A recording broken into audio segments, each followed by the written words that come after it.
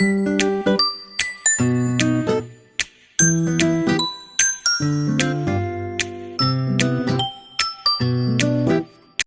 같이 자리에서 일어서서 사도행전 13장 16절에서 23절. 바울이 일어나 손짓하며 말하되 이스라엘 사람들과 및 하나님을 경외하는 사람들아 들으라.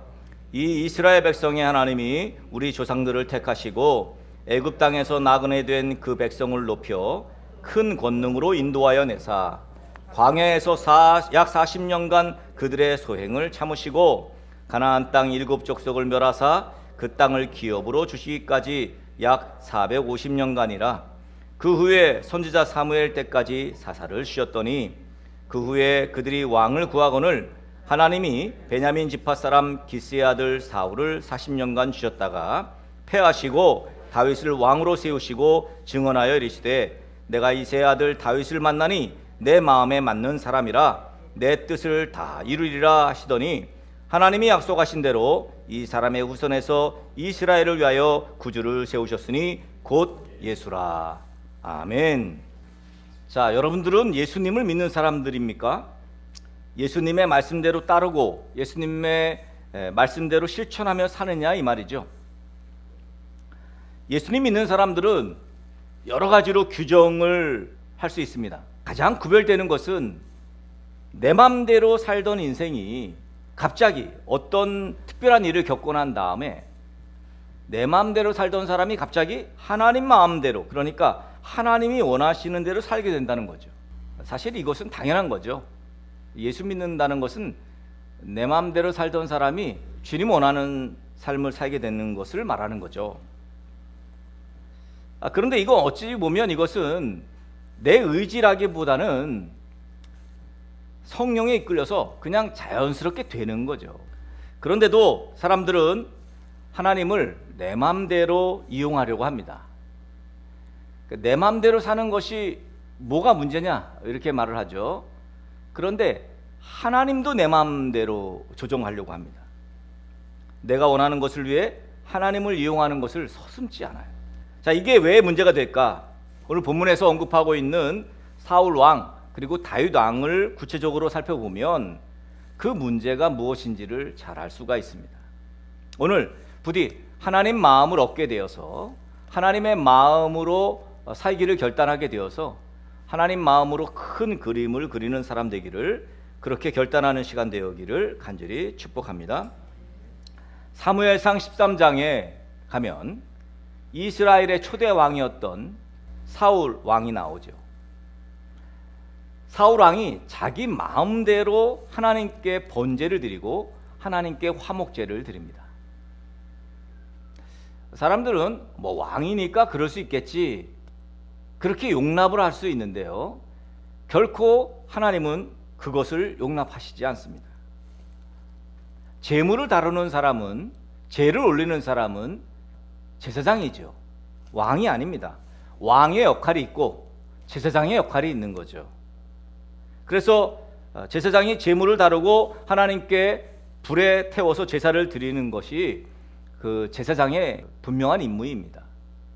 근데 왕이 지금 번제를 드리고 화목제를 드리고 있어요. 물론 표면적으로는 사울 왕의 변명이 맞습니다. 일단은 엘리야가 제 시간에 안 왔어요. 지금 블레셋과의 싸움 중에 있단 말입니다. 전쟁 중에 있어요. 그들의 마병과 병거가 어마어마합니다. 그래서 이스라엘 백성들이, 이스라엘 군사들이 도망을 가는 거예요. 이쯤 되니까 과거에 하나님께 번제를 드림으로 인해서 승리를 맛봤던 이 사울 왕이 그거를 알았잖아요. 그때 물론 엘리야가 번제를 드렸고 엘리야가 다 그 모든 일을 행했죠. 왜? 제사장이니까 그걸 할 수 있었어요. 그런데 왕이 지금, 사울 왕이 엘리야를 기다리다 못해 막 이스라엘 백성들이 떠나가고 또 블레셋 병거들이 막 쳐들어오고 그러니까 두려운 나머지 자기가 번제를 드렸어요. 뭐 그 정도는 지금 급박한 상황에서 할 수 있는 거 아닙니까? 여러분, 내 마음대로 행하는 사람들을 가만히 보면 그 핑계는 그렇듯합니다. 제가 어쩔 수 없었어요. 내가 아, 내가 죽는데, 저 사람 안 죽이면 내가 죽는데, 저 사람을 아프게 안 하면 내가 아픈데, 뭐 그렇게 일면 맞아 보여요. 사기치는 사람들, 이런 사람들 보면 내 맘대로 한 것이 일면 또 옳아 보입니다. 그러나 그저 변명에 불과했습니다. 그것은 깊이, 왕이라는 그 깊이의 자만함이 만들어낸 법칙을 깨트린 문제였다는 거죠. 결국 내 맘대로 하고 싶은 욕망이 하나님께서 사울 왕을 버리게 한 이유가 되었고, 결국 이스라엘의 초대 왕이었던 사울 왕은 결국 죽음을 맞이하게 됩니다. 하나님은 사울 왕을 폐하시고 다윗을 왕으로 세우셨어요. 다윗이 왕이 되는 과정, 여러분이 잘 아시지만 정말 어려웠습니다. 다윗이 사울 왕을 피해서, 물론 엘리야로부터 기름은 부음 받았죠. 그런데 사울 왕을 피해서 도망을 다닙니다. 왜? 사울 왕이 다윗을 죽이려고 하니까. 그 세월이요 10년이에요. 10년.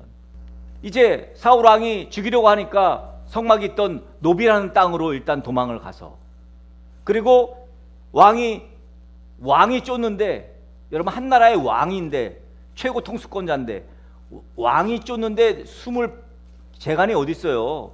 왕이 찾는데 뭐 다 찾게 되죠. 그러니까 이제 노베에서 도망을 칩니다. 결국은 치다 도망을 치다가 어디로 가요? 국경을 넘어버려요. 우리가 잘 아는 다윗과 싸웠던 그 골리앗의 고향이었던 가드 땅으로 가죠. 이 블레셋 땅이잖아요. 이 가드로 도망을 가요. 이 가드에서 아기스 왕이 다윗에게 시글락이라는 그 땅을 주죠. 그래서 그 시글락에서 다윗은 16개월을 살아요. 결국은 아둘람으로 도망갔다가 이 모압 왕에게 부모를 부탁하고 다시 유다 산골로 또 들어갑니다. 그리고 십광야, 그리고 마온 광야, 아라바로 피했다가 엔게디 광야에서, 그때 이제 엔게디에서 사울 왕을 죽일 기회가 있었죠. 그런데 사울 왕의 그 옷 자락만 딱 베고 죽이지 않습니다. 결국 바란 광야에까지 도망을 갑니다. 그리고 갈멜에 피했다가 다시 또 십광야로, 처음에 왔던 십광야로 다시 와서 거기 하길라 산으로 피하죠. 또다시 블레셋 가드로 와서 시글락에 있다가 이제 드디어 고국으로 돌아오게 되는 이 과정이 10년이에요. 10년. 말이 10년이죠. 지금 도망자 신분으로 10년 동안 사울 왕을 피해가지고 적국에까지 가면서 도망 다녔던 거예요. 총 16개의 성읍을 돌아다녔어요. 10년 동안. 그렇게 다윗은 우리가 지난 10년 동안 겪었던 그런 고통처럼 어쩌면 우리보다 더 큰 고초를 다윗은 겪었습니다.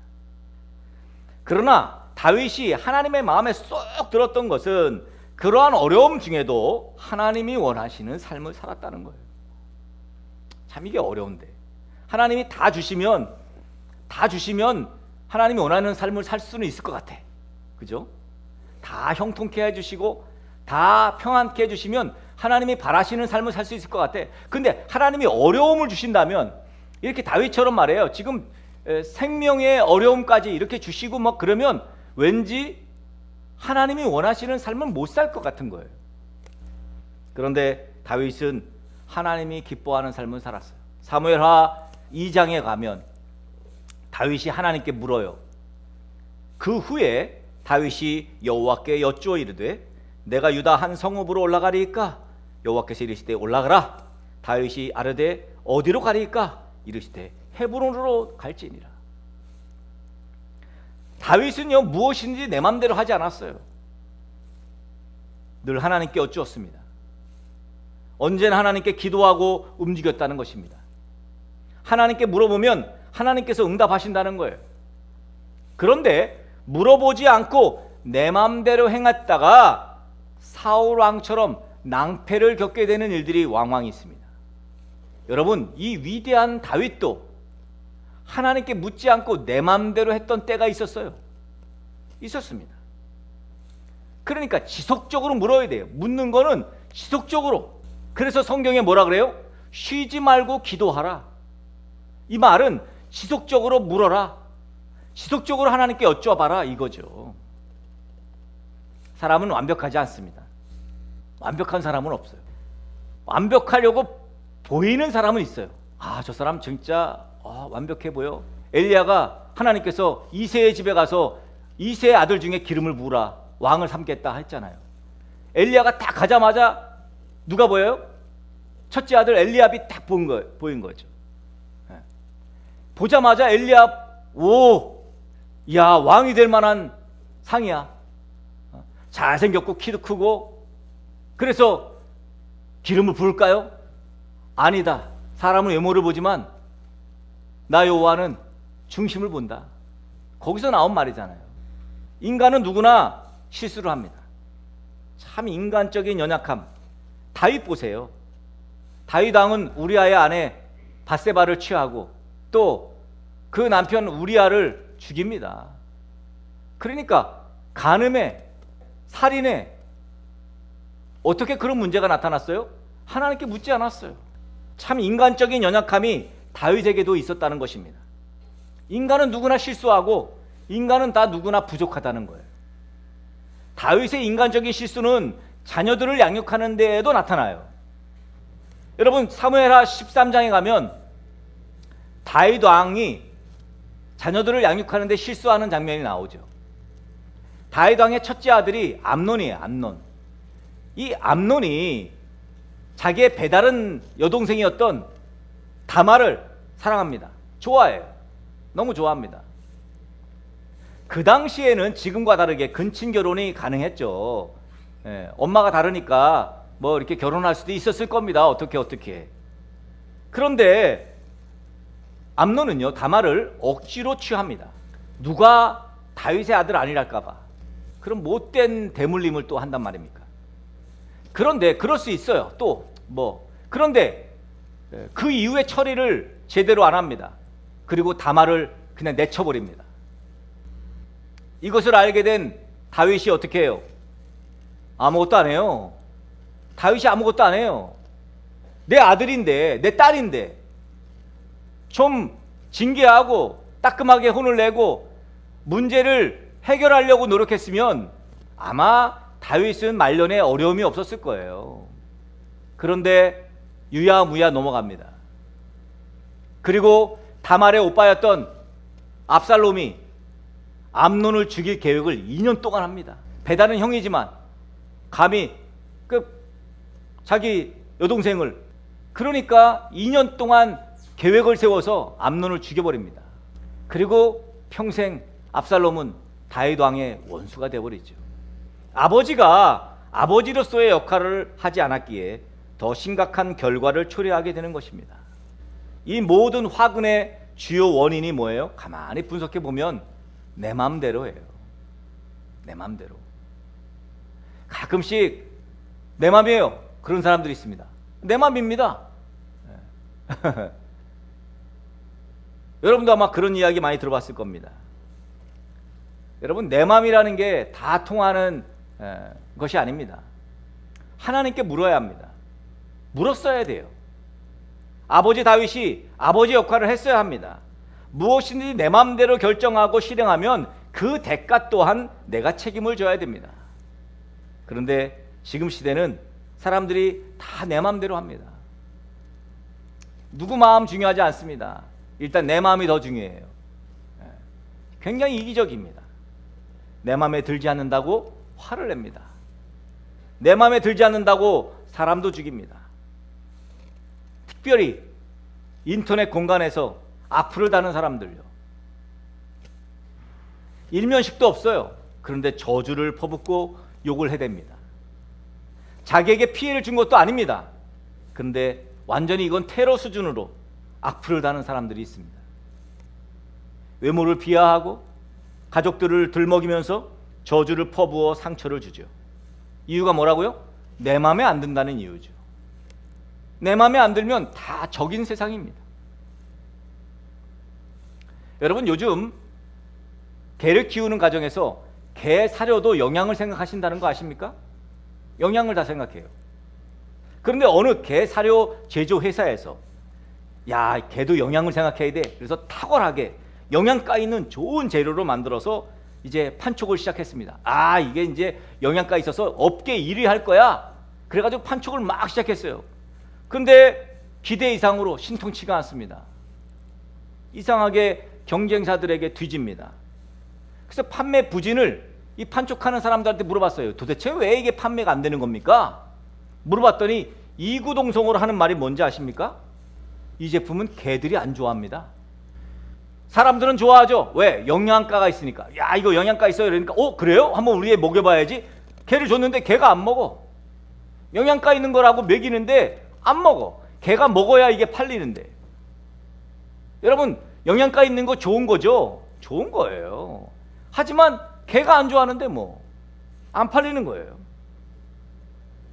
개밥은 개가 좋아해야 되는 거죠. 개밥을 아무리 사람이 좋아해도 개가 좋아하지 않으면 소용이 없는 것입니다. 우리는 사람입니다. 더 정확한 우리의 정체성을 말해볼까요? 모름지기, 우리는 하나님의 사람이에요. 하나님의 사람이라면 하나님이 좋아하시는 것이 무엇인지 알아야 합니다. 하나님이 좋아하시는 게 뭐죠? 우리 등대교회 성도들은 알아야죠. 히브리서 11장 6절에 믿음이 없이는 하나님을 기쁘시게 할 수 없다 그랬어요. 하나님은 믿음을 좋아하세요. 하나님 좋아하는 건 믿음이죠. 그러니까 우리가 가장 좋아하는 것이 돈이에요. 우리는 돈을 좋아해. 그러니까 하나님도 돈을 좋아할 거라고 생각하는 거예요. 강아지가 영양가 있는 이 게사료를 좋아할 거라고 생각하는 것처럼, 내가 돈을 좋아하니까 하나님도 돈을 좋아할 거라고 생각하는, 이건 오산이죠. 마치 내 맘대로는 이런 거와 같습니다. 분명히 돈이 아니라 우리의 믿음을 하나님이 제일 좋아하신다고 그렇게 외치는데도 아니라고 말이에요. 하나님은 우리처럼 돈을 좋아할 거라고. 그렇게 생각하는 내 맘대로 사는 사람들이 이 땅에 얼마나 많은지 모릅니다. 교인 중에도 너무나 많습니다. 성경에서 가르치고 있는 분명한 것은 하나님의 마음에 들어야 하나님께서 위대하게 쓰시더라, 이거예요. 사실 다윗보다야 사울이 사람들 보기에 진짜 왕답습니다. 성경적으로 봐도 그래요. 인간적으로 키도 크고 잘생기고 외모 좋고 집안 좋고, 그죠? 누가 봐도 왕감이었어요, 사울은. 사실 그에 비하면 다윗 정말 볼품없고, 그 다음에 얼굴이 붉고, 그 다음에 우리가 잘 아는 대로 양치기였어요. 양치기. 별 볼 일 없는 사람이었습니다. 그러나 하나님께서 다윗을 엘리압 또 아비나답 삼마 다 7명 다 데려왔는데 아니다. 마지막에 다윗을 데려왔더니 다윗에게 기름 부으라 하십니다. 왜 하나님께서 다윗에게 기름 부어 왕이 되게 하신 겁니까? 사람들이 생각하는 외모적으로는 왕이 될 감이 아니었지만 단 하나예요. 하나님의 마음을 따르는 자였기 때문입니다. 내 마음에 합한 자, 이렇게 개역성경에 나오죠. 지금 우리가 읽은 개역개정에는 이걸 바꿨죠. 내 마음에 맞는 사람, 이렇게 표현합니다. 하나님은 죄로 인해서 죽을 수밖에 없는 우리들이 열심히 노력해서 구원에 이르라고 하시지 않았어요. 우리가 노력해가지고 니네가 열심히 노력해가지고 구원에 이르러라, 그렇게 하지 않았어요.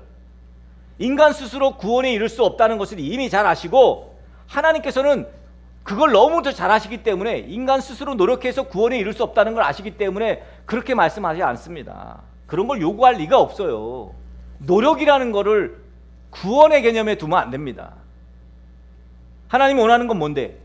바라는 건 뭐예요? 너희는 인간의 본질은 그저 흙이야 라는 걸 알라는 거예요. 하나님 없이는 한순간도 살 수 없는, 오직 하나님의 은혜가 절실히 필요한 존재다. 너희는 이것만 알아라 라는 거예요. 다윗이 그것을 알았기에 가장 적당한 인물이었던 것이죠. 인간의 죄성과 불완전함을 그대로 드러내서 인간들에겐 하나님의 은혜가 반드시 필요하다는 것을 보여주는 모델이었어요, 다윗이. 여러분 다윗을 어떻게 평가할지 모르겠습니다만 제가 다윗의 시편을 읽으면서 가장 느끼는 것은 연약한 인간, 부족한 인간, 그래서 하나님이 필요한 인간, 그 이상도 그 이하도 아니었어요. 다윗이 하물며 그럴지언정 우리는 어떻겠어요? 우리는 그런데도 하나님 필요 없어. 야, 내가 다 알아서 할 거야. 돈이면 다 돼. 오늘 하나님께서는 우리에게 어쩌면 상한 마음, 야, 나는 안 되는구나. 야, 내가 인간이구나. 내가 너무 부족하구나. 이런 상한 마음을 지금 원하시는지를 수도 있어요. 이런 사람이 바로 하나님의 마음에 맞는 사람입니다. 난 죄가 없습니다. 난 거룩합니다. 뭐 이런 사람은 하나님이 원하지 않는 거죠. 아무리 노력해도 인간은 할 수 있는 게 죄밖에 없습니다. 하나님이 도와주지 않으면 말이죠. 오늘 다윗이 하나님의 마음에 맞는 사람 된 이유는 완벽해서가 아닙니다. 능력이 있어서가 아닙니다. 하나님이 다윗을 사용하신 이유, 우리가 단적으로 말하면 정말 많이 부족해서입니다. 오늘 우리가 보았듯이 다윗의 인간적인 모습이 드러납니다. 사무엘상 17장에 다윗과 골리앗이 싸울 때 다윗이 한 말 있죠. 다윗이 뭐라래요? 너는 칼과 단창으로 내게 나아오거니와 나는 만군의 여호와의 이름으로 내가 모욕하는 이스라엘 군대 하나님의 이름으로 내게 나아간다. 이런 모습이 하나님의 마음에 맞는 사람이었던 거죠. 여호와의 이름으로. 우리 역시 많이 부족합니다. 그런데 부족한 것은 괜찮습니다. 인간은 모두 부족한 존재이기 때문이죠.